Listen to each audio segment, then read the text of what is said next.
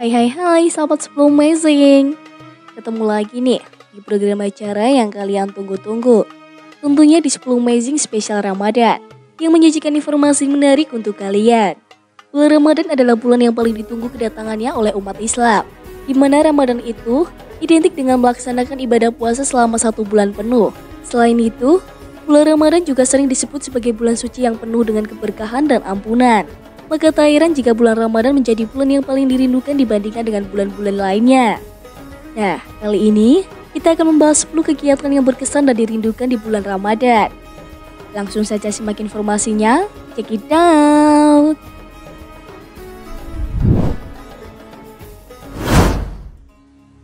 Terurus Al-Quran merupakan kegiatan mempelajari atau mengkaji tentang bacaan dan kandungan dari ayat suci Al-Quran.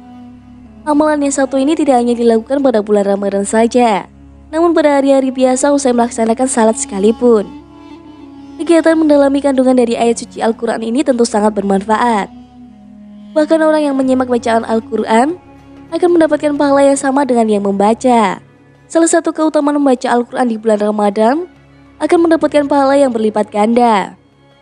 Segala sesuatu amal ibadah di bulan ini akan dilipat gandakan. Jika membaca satu huruf dalam Al-Quran di hari biasa saja, akan mendapatkan satu kebaikan yang berlipat lagi menjadi 10 kebaikan. Akan berlipat lagi jika dilakukan di bulan Ramadan. Membaca Al-Quran dapat menenangkan hati dan pikiran. Pasalnya dengan membaca Al-Quran, kita akan selalu mengingat Allah SWT dan dengan begitu hati akan menjadi tentram.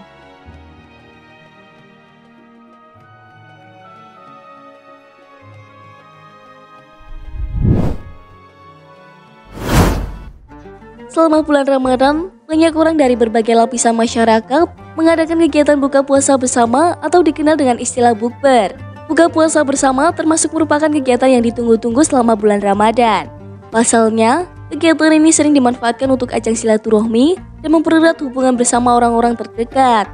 Tak jarang, kegiatan buka puasa bersama menjadi ajang reuni dengan teman sekolah, teman kuliah, teman kerja, sampai keluarga yang sudah tak lama bertemu. Momen buka puasa bersama terasa menyenangkan jika dilakukan bersama orang-orang terdekat. Acara berbuka puasa bersama merupakan bagian dari mengisi waktu luang untuk berbincang dan bertukar kabar sambil menunggu waktu maghrib tiba.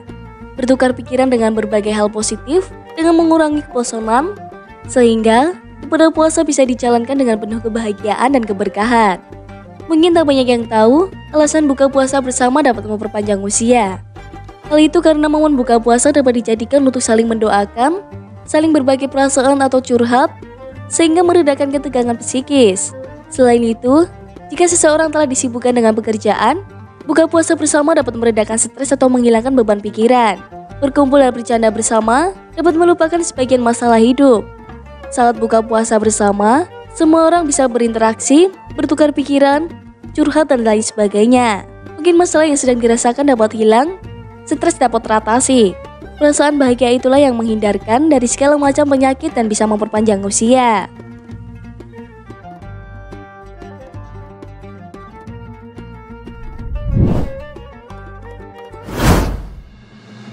Saat bulan Ramadan, waktu berbuka puasa tentu menjadi momen yang paling dinantikan umat muslim yang menjalankan ibadah puasa. Pasalnya, dari mulai matahari terbit mereka telah menahan lapar dan haus sampai tiba waktunya berbuka puasa saat maghrib. Menjelang berbuka puasa, biasanya banyak orang menunggu waktu berbuka atau sering disebut sebagai ngabuburit. Dengan ngabuburit, kita bisa mengalihkan perhatian dari rasa lapar dan haus. Umumnya, waktu ngabuburit dihabiskan dengan membeli berbagai cemilan atau takjil untuk berbuka. Tradisi ngabuburit adalah salah satu kegiatan yang dilakukan pada bulan Ramadan.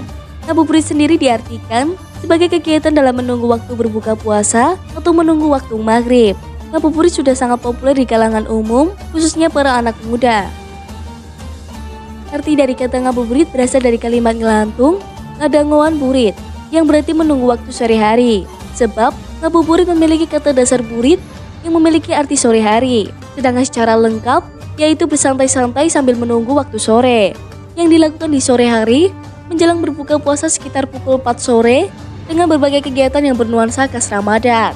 Dahulu, ngabuburit semacam kegiatan anak-anak yang pergi mengaji ke masjid di sore hari pada bulan suci Ramadan sebagai aktivitas positif untuk menunggu berbuka.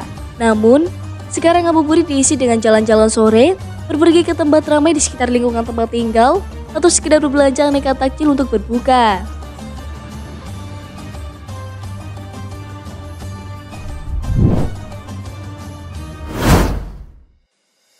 Selama bulan Ramadan, banyak tradisi khas Nusantara yang memeriahkan suasana bulan puasa.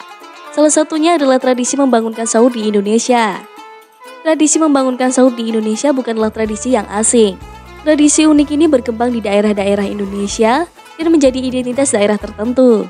Sahur di Indonesia ini cukup semarak karena banyak melibatkan masyarakat, terutama anak-anak. Walau hanya menggunakan alat-alat yang sederhana, untuk membangunkan warga makan sahur agar tak terlewat, mereka menggunakan peralatan yang seadanya seperti alat musik, gendang, maupun botol plastik. Tentunya diikuti dengan suara teriakan yang lantang. Sahur, sahur. Tradisi membangun sahur ngarak beduk berasal dari suku Betawi di Jakarta dan sekitarnya. Tradisi ngarak beduk atau beduk sahur dilakukan secara beramai-ramai, baik anak kecil hingga orang dewasa. Gerobak yang berisi beduk ditarik beramai-ramai sambil dipukul. Biasanya rombongan tradisi ngarak beduk juga membawa genta, rebana, dan genjring sehingga semakin meriah. Tak lupa, mereka berjoget sambil menyanyikan lagu daerah untuk membangunkan orang sahur.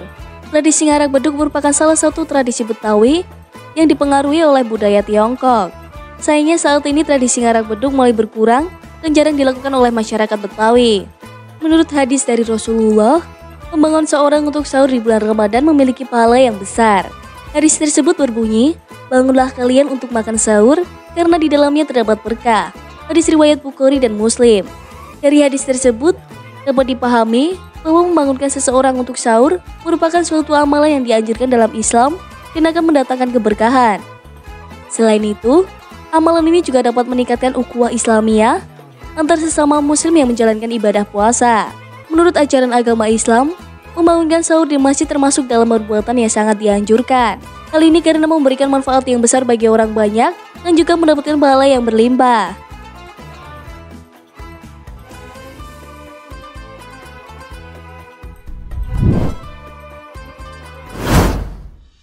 Di Indonesia, ada banyak hal menarik dan unik yang akan kita temui dan mungkin saja tak ada di negara lain. Salah satu kegiatan unik yang sering dilakukan oleh para siswa ketika bulan Ramadan adalah adanya kegiatan pesantren kilat. Mungkin bagi kalian yang beragam muslim tak asing dengan kegiatan pesantren kilat, apalagi ketika masih menempuh pendidikan di sekolah. Kegiatan pesantren kilat hanya ada pada waktu bulan Ramadan, dan kegiatan ini biasanya akan lebih mudah ditemukan di sekolah-sekolah. Sampai saat ini, kegiatan pesantren kilat masih terus ada guna mempermudah para siswa untuk mendalami ilmu agama Islam. Istilah pesantren kilat berasal dari dua kata, yaitu pesantren dan kilat. Jika dilihat dari Kamus Bahasa Indonesia atau KBBI, kata pesantren memiliki arti asrama, tempat para santri atau tempat murid-murid untuk belajar mengaji, dan hal yang berhubungan dengan agama. Sedangkan kata kilat memiliki arti sesuatu yang dikerjakan dalam waktu yang singkat. Tentunya, kalian juga tahu jika pesantren biasanya memiliki bentuk sebuah lembaga yang mana di dalamnya terdapat berbagai macam kegiatan aktivitas keagamaan dengan sejumlah santriwan dan santriwati yang belajar di dalam pondok atau pesantren tersebut. Di dalam pondok, ada kiai yang memberikan pendidikan kepada para santriwan dan santriwati dengan segala fasilitas yang telah disediakan oleh pondok atau pesantren tersebut. Tentunya, para santriwan dan santriwati akan menjadikan pondok sebagai tempat mereka tinggal selama menempuh ilmu di sana. Pesantren kilat juga bisa bertujuan untuk memelihara silaturahmi antar siswa dan guru. Lantaran setelahnya mereka akan diliburkan dan tidak bertemu dalam beberapa waktu ke depan.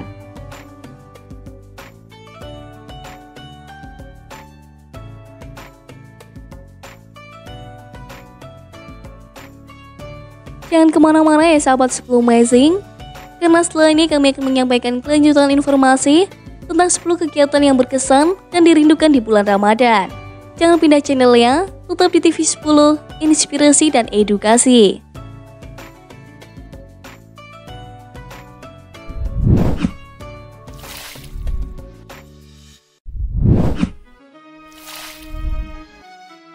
Kembali lagi di 10 Amazing. Kita lanjut lagi ya, dengan 5 kegiatan yang berkesan dan dirindukan di bulan Ramadan berikutnya.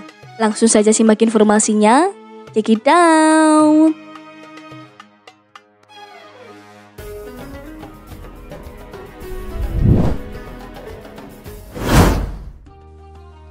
Mudik adalah tradisi yang telah menjadi bagian dari budaya Indonesia selama bertahun-tahun. Tradisi ini dilakukan pada saat perayaan Lebaran atau Idul Fitri, ketika orang-orang dari berbagai kota atau daerah di Indonesia pergi ke kampung halaman mereka untuk berkumpul bersama keluarga dan sanak saudara.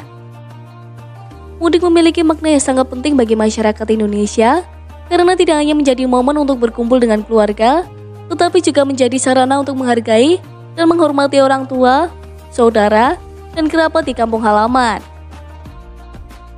Tradisi mudik juga menjadi momen untuk melestarikan budaya Indonesia. Tradisi mudik sebenarnya sudah ada sejak zaman dulu kala. Di masa lalu, perjalanan mudik dilakukan dengan berjalan kaki atau naik kendaraan kuda. Namun seiring berkembangnya teknologi, perjalanan mudik sekarang bisa dilakukan dengan berbagai macam kendaraan, seperti mobil, kereta api, dan pesawat terbang. Ada beberapa alasan mengapa masyarakat Indonesia melakukan tradisi mudik. Yang pertama, mudik merupakan bentuk penghormatan kepada orang tua dan keluarga besar di kampung halaman. Kedua, mudik merupakan bentuk refleksi dan introspeksi diri untuk memperbaiki kehidupan ke depan. Ketiga, mudik juga merupakan bentuk syukur atas keselamatan dan kesehatan yang diberikan selama setahun. Dalam beberapa tahun berakhir, tradisi mudik juga mulai berkembang dengan adanya berbagai inovasi seperti layanan mudik online, yaitu bentuk layanan transportasi dan pengiriman barang yang dapat diakses secara online. Hal ini tentunya memudahkan orang-orang yang ingin mudik dengan lebih efisien dan efektif. Selama melakukan mudik, masyarakat Indonesia biasanya melakukan berbagai kegiatan, seperti ziarah ke makam nenek moyang, mengadakan acara syukuran, dan berbuka puasa bersama. Selain itu, saat mudik juga merupakan waktu yang tepat untuk bertemu dengan teman-teman lama, mengunjungi tempat wisata, dan membeli oleh-oleh khas daerah. Tradisi mudik bukan tanpa tantangan. Salah satu tantangan yang sering dihadapi adalah kemacetan lalu lintas di jalan raya. Selain itu ada juga risiko kecelakaan karena banyak kendaraan yang bergerak dalam waktu yang sama. Oleh karena itu, pemerintah selalu mengambil langkah-langkah untuk mengurangi risiko kecelakaan dan kemacetan di jalan raya.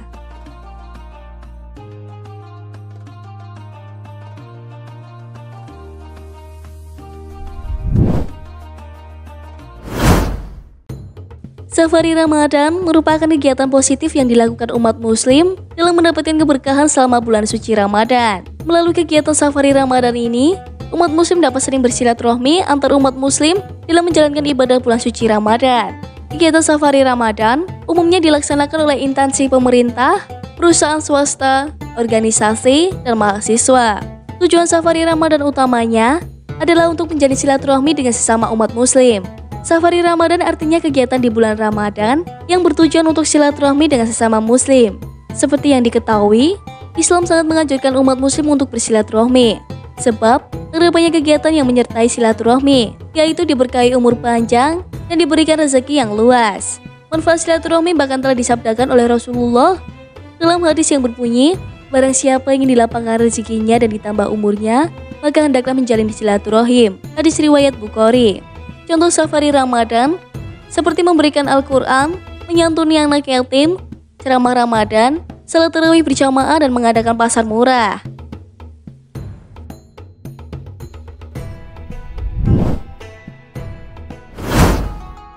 Ketika bulan Ramadan tiba, hal yang paling dinantikan yakni mencari menu berbuka puasa atau biasa disebut sebagai takjil. Banyak dari kita yang berburu takjil dengan berlebihan yang akhirnya terbuang sia-sia. Padahal, tanpa disadari ada banyak orang yang masih membutuhkan makanan yang kita buang dengan percuma. Di bulan Ramadan ini seharusnya menjadi kesempatan kita untuk memupuk ladang baik. Kita bisa berbagi kebaikan dengan cara berbagi takjil kepada orang yang sedang berpuasa. Memberikan takjil merupakan salah satu cara yang paling mudah dan cukup terjangkau untuk mendapatkan pahala yang dijanjikan Allah SWT tersebut. Meskipun hanya dengan memberikan secangkir air putih dan juga sepotong kue atau satu buah kurma, sudah menjadi ladang pahala bagi yang memberikan. Rasulullah bersabda, siapa yang berbagi takjil kepada orang yang berpuasa, maka ia mendapatkan pahala puasa tanpa mengurangi pahala puasa orang yang ditraktir takjil. Hadis riwayat Ahmad. Inilah saat yang tepat untuk meningkatkan amal dan perbuatan dalam hal kebaikan dengan mengharapkan pahala dan ridhonya Karena di bulan Ramadan ini, Ramadan merupakan bulan penuh berkah. Inilah saat yang tepat untuk terus meningkatkan amal dan perbuatan dalam hal kebaikan dengan mengharapkan pahala dan ridhonya. Karena di bulan Ramadan ini, setiap amal dan perbuatan yang sesuai dengan tuntunan Rasul akan digandakan nilai pahalanya. Berbagi takjil di bulan Ramadan memiliki banyak manfaat, seperti membantu orang yang kurang mampu. Dengan berbagi takjil, kita dapat membantu mereka yang kurang mampu untuk berbuka puasa. Kita dapat membagikan takjil kepada mereka yang membutuhkan atau menempatkan takjil di tempat umum seperti masjid atau lapangan. Menjalin silaturahmi, berbagi takjil dapat menjadi sarana untuk menjalin silaturahmi dengan sesama. Kita dapat berbuka puasa bersama dengan orang lain dan menikmati takjil yang dibagikan. Berbagi takjil di bulan Ramadan merupakan salah satu bentuk ibadah yang dapat mendatangkan pahala.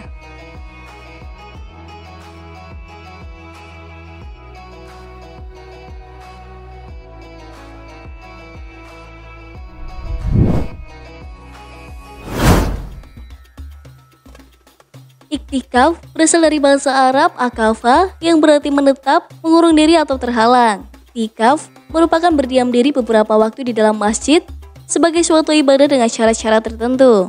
Berdiam diri ini dilaksanakan dengan menjauhkan pikiran dari keduniaan untuk mendekatkan diri kepada Tuhan.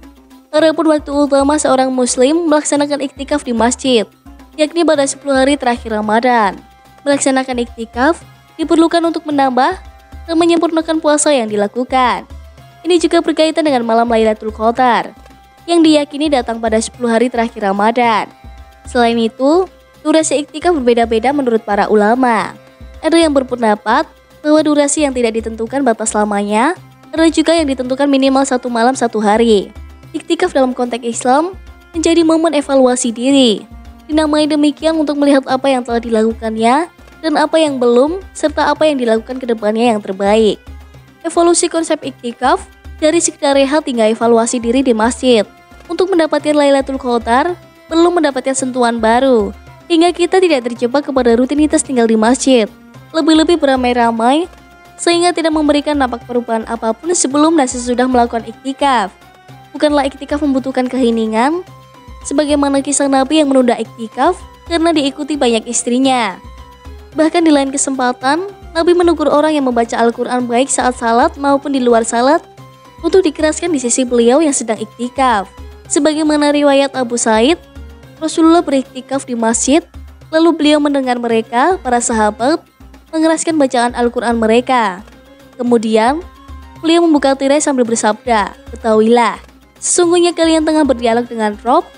Oleh karena itu, janganlah sebagian yang satu mengganggu sebagian yang lain, dan jangan pula sebagian yang satu mengeraskan terhadap sebagian yang lain di dalam bacaan Al-Quran atau dalam salatnya." Hadis riwayat Abu Daud.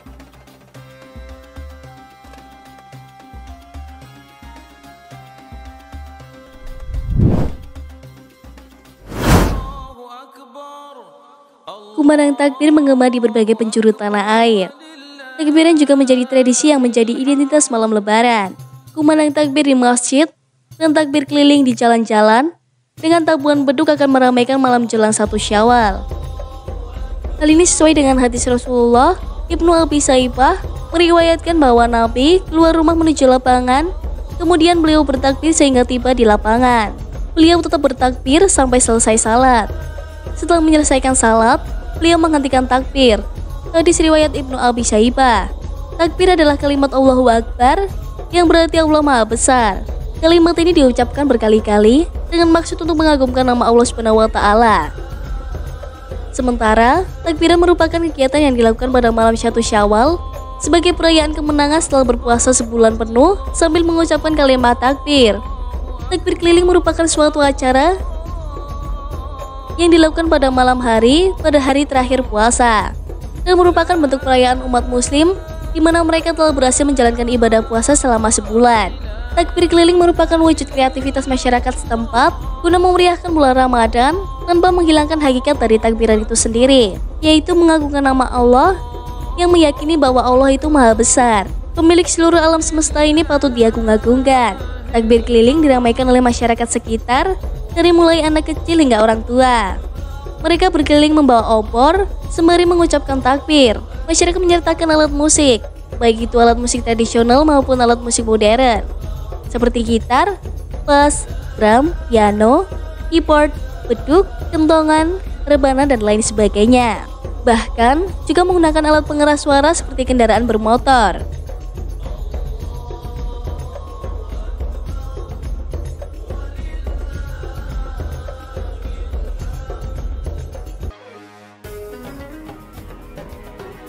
Itu tadi 10 kegiatan yang berkesan dan dirindukan di bulan Ramadan. Tak terasa, 10 Amazing sudah menemani kalian sampai ke penghujung acara. Kini saatnya 10 Amazing pamit undur diri. Terima kasih sudah menonton tayangan kami, dan jangan lewatkan informasi lainnya di 10 Amazing. Tentu di hari dan waktu yang sama, hanya di TV 10, inspirasi dan edukasi. Bye-bye.